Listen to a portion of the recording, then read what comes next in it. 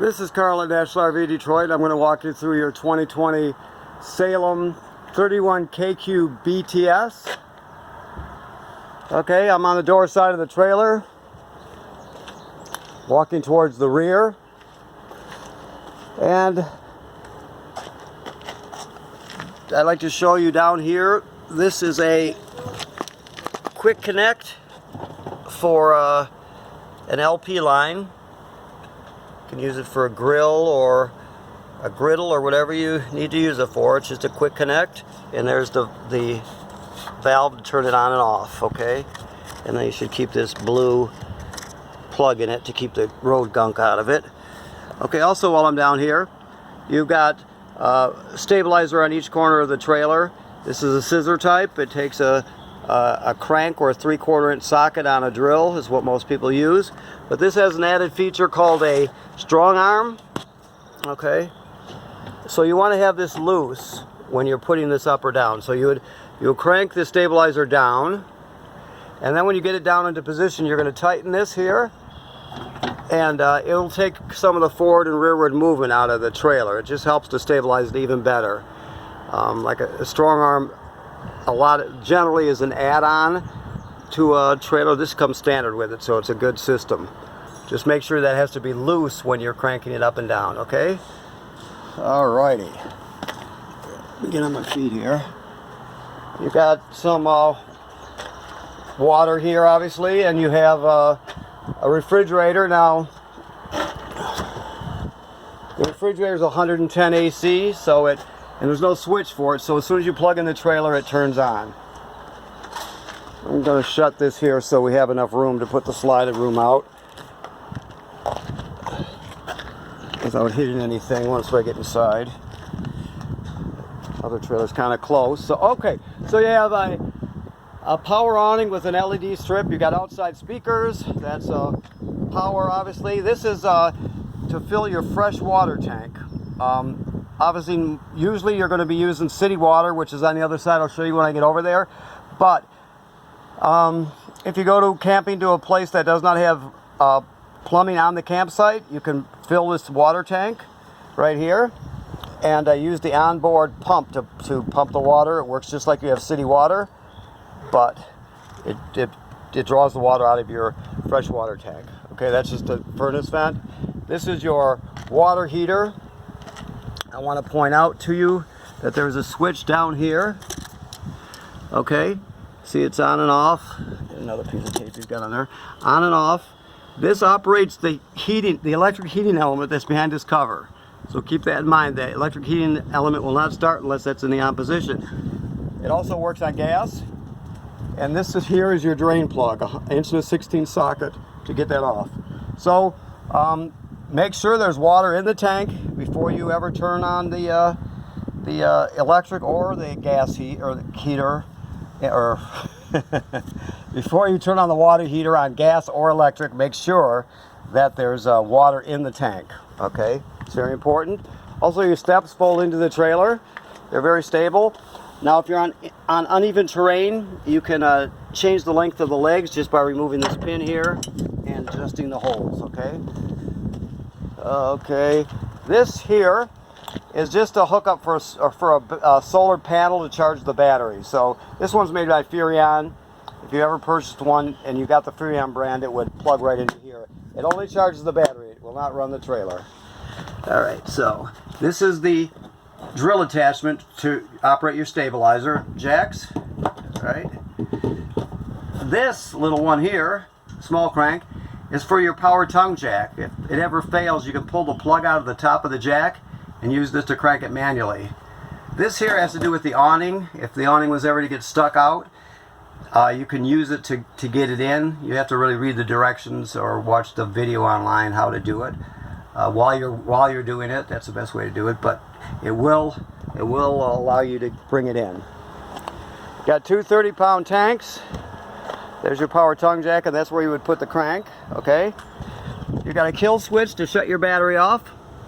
So when you put it into storage, you can shut the battery off. All other times you want it on because you want the tow vehicle to charge it when you're pulling it, and you want the power converter to charge it when you're plugged in. So unless you're in storage, you keep the battery on. This is an automatic changeover LP regulator, so it's going to draw this one down first, then this one, back and forth. This is not a tank selector, this is just a gauge. It's kind of hard to see with this phone camera, but you point the indicator at the tank you want to check, and you see it's green. They're just telling you that it has gas in the tank. If it turned red, it would mean the tank's empty.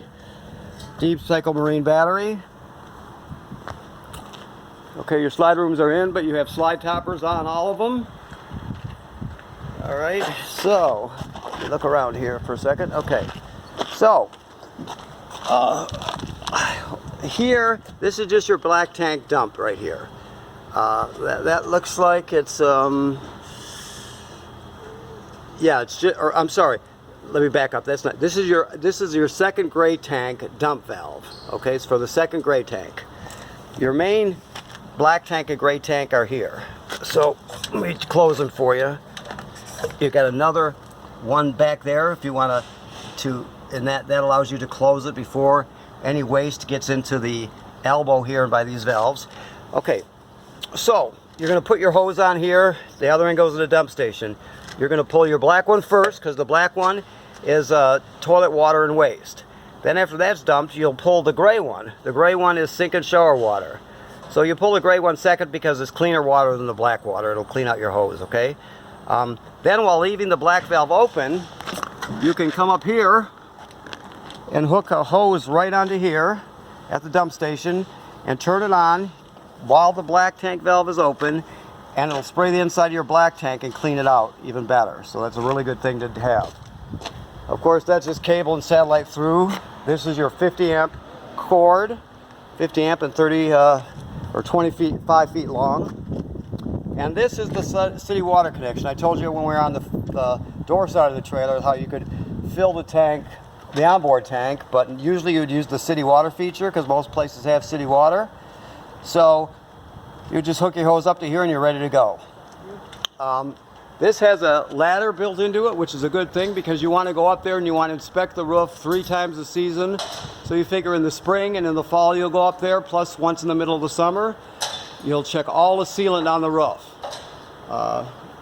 Look for cracking and separation. Eventually when you go up there sometime, you're going to see it starting to crack in some area or separate. That's when you're going to get it taken care of and touched up. The reason you're inspecting it is just to make sure no water gets inside your trailer and to keep your trailer good and dry inside. So when you inspect it 3 times a year, and that's very important. Also, this housing here is telling us that it's pre-wired for a Furrion backup camera. So if you get one, you have to get the Furrion camera that fits in that housing. We sell them here. You can talk to our parts people if you're interested, or either way, you have to get the one that fits in there, okay? Okay, so let's go in the trailer.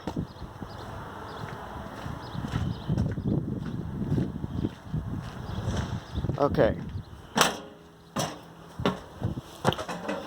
So this is your control panel. Your battery is charged.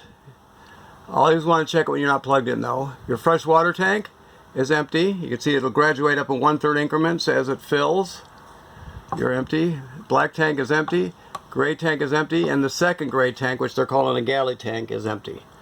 Okay, 2 gray tanks. A galley tank is still a gray tank. All right.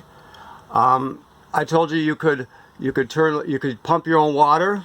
You're going to do that right here by turning that on. The water heater on gas, you light right here. I showed you where the electric switch was in the lower left-hand corner. Of course, you have lights here. Whoops, I gotta find it there. That lights up your LED strip. Okay. Also, I'll bring you can send your awning out a little bit. I will just go out a ways so to show you. So it goes out, and you're going to keep going out till you can see the awning tube, basically. Now, you never want to leave this awning out unattended. If you're not going to be at the campsite, you're going to roll it in because the water or the wind can come up really quickly and damage it in just an instant. So you always want to roll it in when you're not at the campsite. All right, so your slide room, we're going to go out. You make sure no cabinet doors are in the way or partially open from traveling. You always look back there. There's one that could possibly cause problems if it opened. All right. So that rubbing sound is the wipe seal wiping the side of the trailer. That's a normal sound, especially when the trailer's brand new like this. You keep holding it till it starts ratcheting, which is coming up.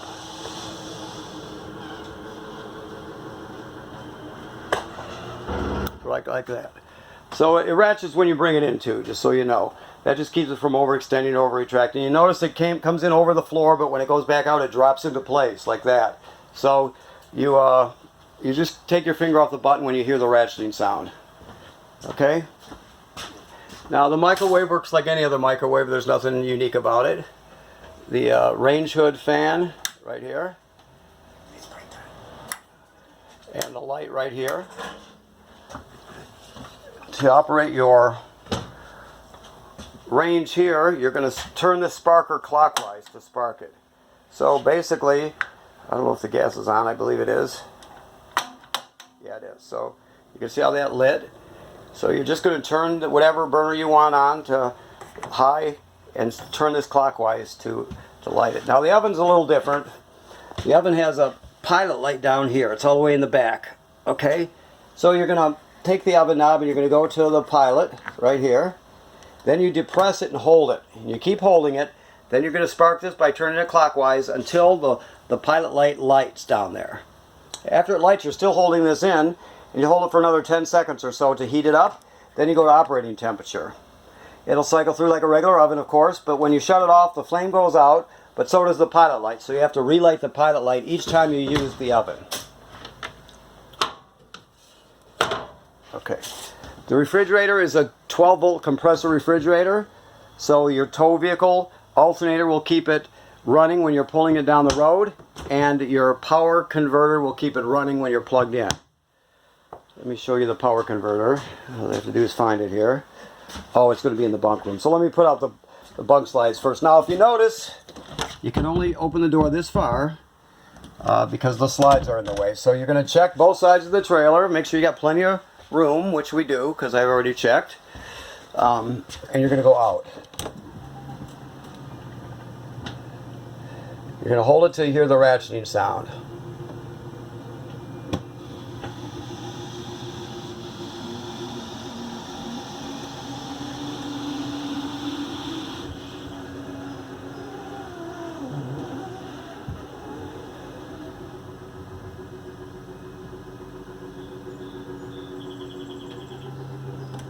Right there. Now you send the other one out.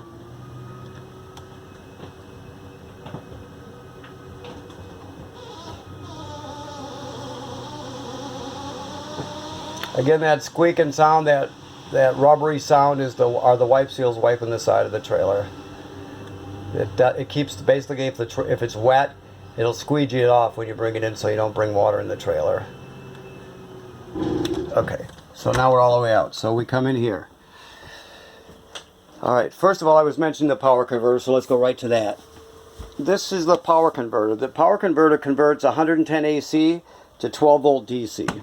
So we open it up, and on this side, you see you've got regular household circuit breakers here, and they're all labeled. Then that's 110 AC. Then the rest of the power is converted to 12 volt DC over here. You got 12 volt fuses here, plus they're labeled. Okay, if any of these were to blow, they'll actually light up, and you can see them through this tinted plastic here. Also, this is a battery tender, so I mentioned to you you want to keep the battery connected because, unless you're in storage, because the power converter will charge the battery. So as long as you're plugged in, it's gonna sense how much energy your battery needs and send it that way to keep it charged. Okay. It's for your TV, and there's an antenna plus power. This folds down. Obviously, you just pull this and it folds down into a bunk. So you got two bunks on this side. This one is in the up position right now, but it'll fold down onto these cleats here. And this couch will jackknife flat. So that gives you 4 bunks in here, which is excellent. So I guess I'm just looking to make sure I'm not forgetting anything for you here. But yeah, so that's basically it. So you convert it to 4 bunks. And one of them, one is a sofa, which is great for, when you have rainy days or you get stuck inside, you don't have to sit on the edge of a bunk or whatever. You got plenty of places to sit. All right, your thermostat. All right, so you just hit it once to light it up. Then you fan low, high, cool, high, low, auto. You always want to run the air conditioner on auto. High auto is good. Then you go to heat, and then back to off. Now there's a lag time, so it's going to take at least 5 seconds for everything to kick on and off. So be patient once you select a source. When it says fan, the fan is just the air conditioner running without the compressor. It just circulates some air. That's all. All right. Okay, so the sink and shower, that's pretty typical of any. Nothing really unique about it. Now the toilet, one thing you have to remember is that you can't use a dryer without chemical. If you look down here, there's the flush pedal. All right, so if I flush, that's just residual water pressure. I don't have any water hooked up to it right now. But directly below is the black tank, right? So right now the black tank is empty. So you can't use this toilet unless there's chemical and some water in it. So you get to the campground, you hook up your water, you hook up your power, then you come in here and you take your chemical, and whichever chemical you use, you read the directions for 1 dose of it, and you put it right in there. Then you step on the pedal, water will come swirling out, and you're going to put about 1 gallon or 2 of water in the tank. That's all. There's no way to tell that from looking at the monitor panel. You just use common sense. That's about 1 gallon of water. The bottom line is you can't use it dry, and you can't use it without chemical. So let's say you're going to stay on the same campsite, but you had to dump the black tank because it's full. If you're staying on the same campsite and the black tank has been dumped, you come back in here and repeat the procedure. You put some chemical in there and 1 gallon or so of water. Okay? You can't use it dry. Now it has a fan, right? You want to run the fan with the shower because these things are built very tight these days, and you want to be able to vent the humidity out. Alrighty, so this device here by the refrigerator is the carbon monoxide and LP gas detector. It should always be green like that. If not, you want to get it checked. Now there's a self-test on it that you can push whenever you want. It'll run through 2 self-tests. This will also beep really slowly if your battery's low, so it'll tell you that. But generally speaking, it's an alarm to tell you if there's carbon monoxide buildup or LP gas leak. These cleats, these poles come out from the bottom of the table, and you can set the tabletop onto these cleats here and fill in the space with the cushions. You got a bed there. This one jackknifes flat, like the one in the bunk room, and you got another bed there. Okay, you got a fireplace that has, you can adjust the appearance of the flame. You can set it on the fan speed to work as a space heater. You can set the temperature on it. There's a lot you can do with it. So that's a good thing. Also, your sound bar, you have 2 zones on it, 1 and 2. 1 is inside the trailer, 2 is the outside speakers. You can stream off this USB stick here, so you can put your favorite albums on there and take them with you. You can hook up wirelessly with your phone or tablet using Bluetooth and play your stuff there from there. This HDMI is an in, so once you get a TV set here, there's a backer plate here. Once you get a TV set hooked up, you could set a portable Bluetooth player here, for example, or game machine for that matter, for a rainy day. And you can plug straight into the system through there. Okay?